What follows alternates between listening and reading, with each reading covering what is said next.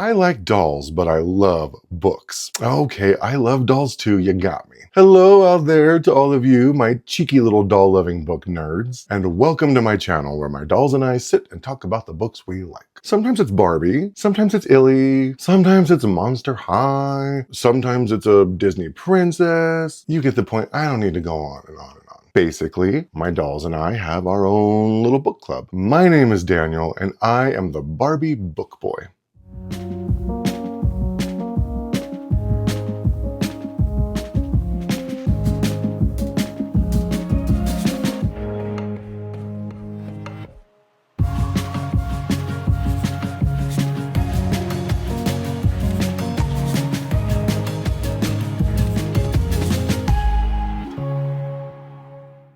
So there I was, sitting in my favorite armchair, enjoying an exquisite meal of greasy pizza and root beer, when suddenly it occurred to me that I had yet to take my mid-meal nap. I like to nod off for like 10 or 15 minutes in the middle of eating, because I love waking up to food waiting for me. It's just a happy little feeling I get, I'm sure you understand. Who among us doesn't love the traditional mid-meal nap time show? Anyway, I balanced my Barbie plate on my stomach and then I closed my eyes. I drifted off into that luxurious nap time sleep where you're not quite dreaming so much as vaguely narrating your own comfort. I was out cold for somewhere between like 17 seconds and 32 years, because time doesn't work the same when you're napping. Everybody knows this, it's just science. And when, at last, my mind felt scrubbed clean enough to open my eyes on the profound joy of realizing that past me had done something kind for present me, for one glowing moment, I felt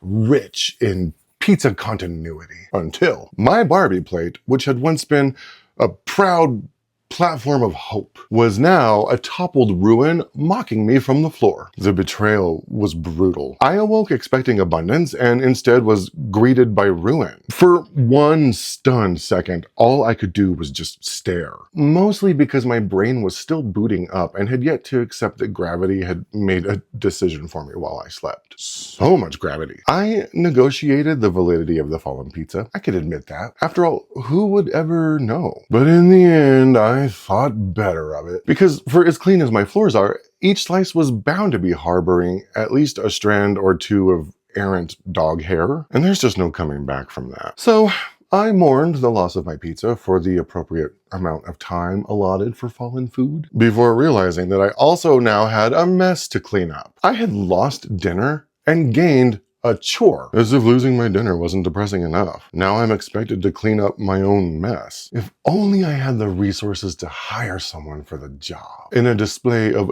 glorious procrastination, I sat there fantasizing about outsourcing my entire existence. I mean, the luxury of being able to summon a maid who's immune to nap-based disasters is something that I'll likely never experience. And at this point, I was thoroughly depressed. So I did the only thing that could possibly help pull me from my pitiful pizza funk. I grabbed my most depressed commiserating comrade and sat down to talk about books. And that depressed little drama doll is none other than the Monster High Skeletor Edward Scissorhands doll. This tragic little treat is in honor of the 35th anniversary of the movie, which is wild because I have a vivid memory of seeing it in theaters when I was a kid. So that makes me too old to be playing with dolls. But whatever, I do what I want. Anyway, this doll is more than just mere plastic. She's a gothic dissertation on yearning and sorrow. I mean, Edward Scissorhands is already the patron saint of misunderstood loners. So it makes total sense that Monster High wanted to get their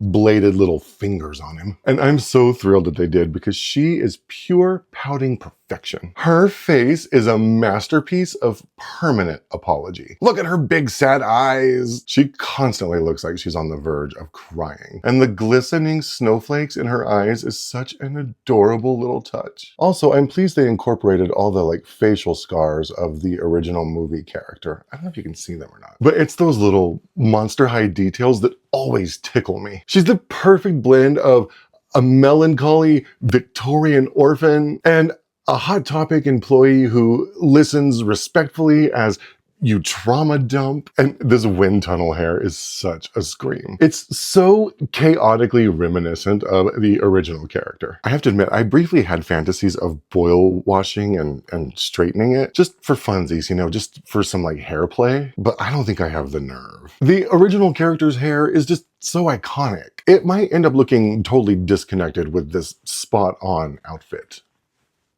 But her little heart gear fascinator is doing such a good job of keeping all of the chaos of this hair at bay. Though it would be kind of cute if these gears like actually turned, but that's just me nitpicking. But it does pair really well with her little black faux leather bodysuit. And true to the movie, it features these little nonsensical straps with buckles all over her arms and top and even here on her legs. But she gives the outfit her own personal touch with this little black tulle, lacy, like thick skirt. And check out these amazing knee-high boots. I love that the patterns on them are totally mismatched. Like this one has this like quilted looking pattern and this one has these like horizontal stripes. And in typical Monster High fashion, they had to include the object heels. This one's got the dinosaur hedge that he carves for one of the neighbors. And the other one is the ice angel that he sculpts for his one true love in the movie, if y'all remember. And it's a strong concept, but the green dinosaur kind of throws me a little bit. Just because there's so much like black on black on black that the green,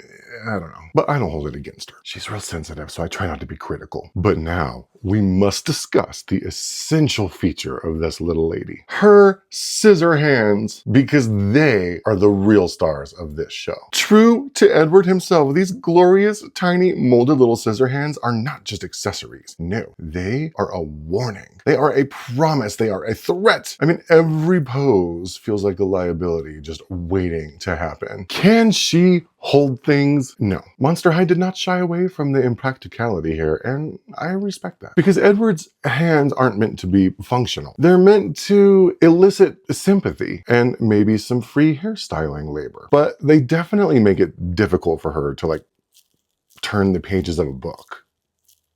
So I've been doing a lot of reading aloud to her. And she absolutely loved today's book, The Housemaid by Freida McFadden.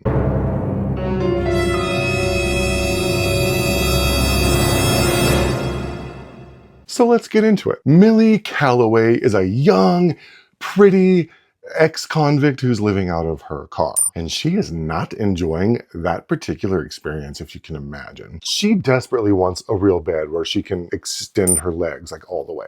She wants a shower of her very own. And she's sick of subsisting off sandwiches. Girlfriend wants a job and a place to live that doesn't have a cup holder in the way of her sleeping. So she decides to shoot for the stars and attempt to get a house cleaning job that she's convinced she doesn't have a shot in hell at getting. Because her background checks keep biting her in the booty for every job that she tries for. Potential employees keep sending her packing. But she's determined to move out of her driver's seat and obtain adequate habitation. So she applies for a cleaning position in the home of a very wealthy family. She gets an interview with a fancy, well-manicured, completely out-of-touch dingbat named Nina Winchester. Nina invites Millie into her lavish home and she does the interview thing. She gives Millie the grand tour of her pristine and immaculate mansion. She shows Millie the theater room with an actual popcorn machine, which is super relatable because apparently even rich people love butter and carbs. Anyway, Nina takes Millie up to the creepy attic because is there any other kind? And then she introduces Millie to her creepy Children of the Corn,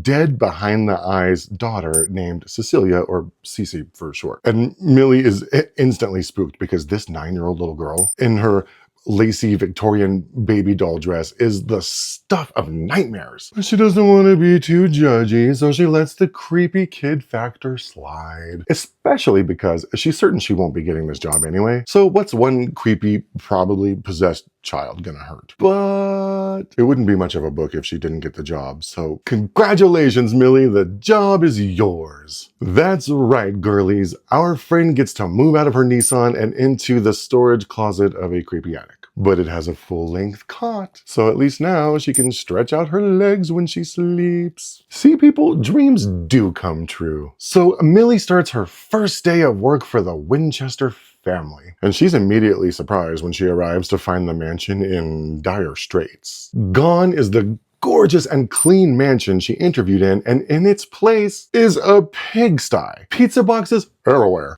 dishes in the sink, crap just strewn all over the place. But you know what? Millie isn't deterred. Not our girl. In fact, she's actually looking forward to some good, hard work. She's ready to earn her keep and feel a sense of accomplishment. So she starts her first day and it goes horribly. And it's all because of Nina Winchester. Nina is a nightmare of a woman. She's horribly messy, like a total slob, seemingly on passive-aggressive purpose. It's like she's deliberately making messes just for the sadistic joy of watching Millie have to clean them up. She lies constantly, including lies about her own creepy little haunted cornfield kid, Cece, who is just as terrible as her flake of a mom, by the way. But Millie is desperate not to move back into her car, so she grins and bears it. But it ain't easy. Especially because Nina's handsome husband, Andrew, seems like such a nice guy. And for the life of Millie, she can't figure out what a